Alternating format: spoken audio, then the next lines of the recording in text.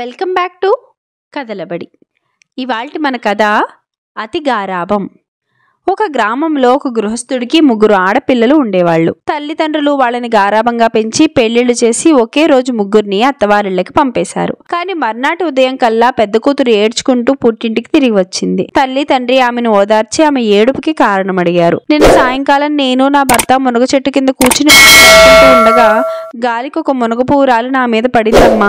అది చూసి కూడా నా భర్త దెబ్బేమైనా తగిలిందా అని మాట వరుసకైనా అడగలేదు. అంత నిర్లక్ష్యమైన భర్తతో ఎవరైనా కాపురం చేయగలరా? అందుకే వచ్చేసానమ్మా అన్నది పెద్ద కూతురు. మధ్యాహ్నం అయ్యేసరికల్లా రెండో కూతురు మూతి ముడుచుకుని హడావిడిగా పుట్టింటికి వచ్చేసింది. ఏమమ్మా వచ్చేసావేం అని తల్లిదండ్రులు అడిగారు. చూడమ్మా, ఈ ఉదయం నేను మజ్జిగ చిలికి వెన్న తీసి ముద్ద చేస్తుంటే వెన్న ముద్ద కాస్త నా కాలు మీద పడింది. నా భర్త అక్కడే ఉండి కూడా కాలికి గాయం తగిలిందా అని చూడలేదు. అంత పట్టించుకోని మనిషితో ఎలాగమ్మ కాపురం చేయడం అన్నది రెండో కూతురు. ఆ సాయంకాలం కల్లా మూడో కూతురు దుమదుమలాడుతూ మూటా ముళ్లతో సహా పుట్టింటికి చేరుకున్నది. నీకేం కష్టం వచ్చింది తల్లి అని తల్లిదండ్రులు ఆమెని అడిగారు. నా భర్త ఎటువంటి కర్కోటకుడు అనుకున్నారు?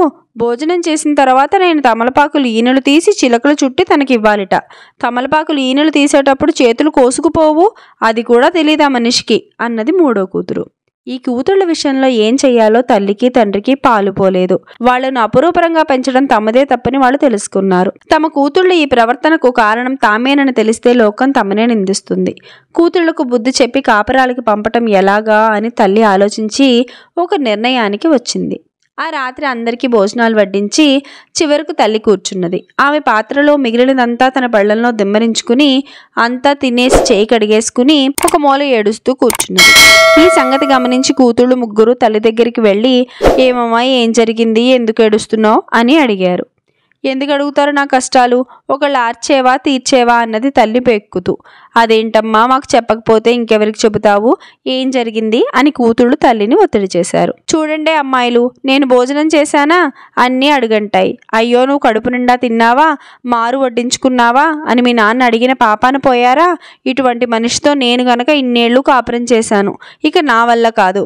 మీరెట్లాగూ మీ కాపురాలు మానుకుని రానే వచ్చారు. మనమంతా కలిసి ఎక్కడికైనా పోయి హాయిగా బతుకుదాం, పదండి బయలుదేరండి అన్నది తల్లి. తల్లి మాటలు కూతుళ్లకు మరీ అతిశయంగా తోచాయి. మరీ సోజ్యంగా మాట్లాడతావేమిటే అమ్మా, ఈ మాత్రం దానికి ఎవరైనా ఇల్లు విడిచిపెట్టి పరాయి చోటికి పోతారు అన్నారు వాళ్ళు.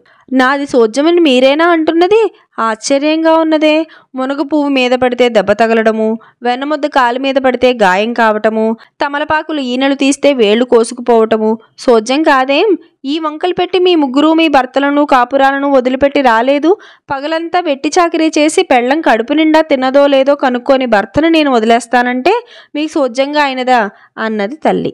తల్లి మాటలు కూతుళ్ళకి తలకెక్కాయి. వాళ్ళు మారు మాట్లాడకుండా ఆ రాత్రి గడిచి తెల్లవారిగానే ఎవరి భర్తల దగ్గరికి వాళ్ళు వెళ్ళిపోయారు. ఇది కథ. ఈ కథ కనుక మీకు నచ్చినట్లయితే లైక్ చేయండి, షేర్ చేయండి, అలాగే మా కథలబడి ఛానల్ని సబ్స్క్రైబ్ చేయండి.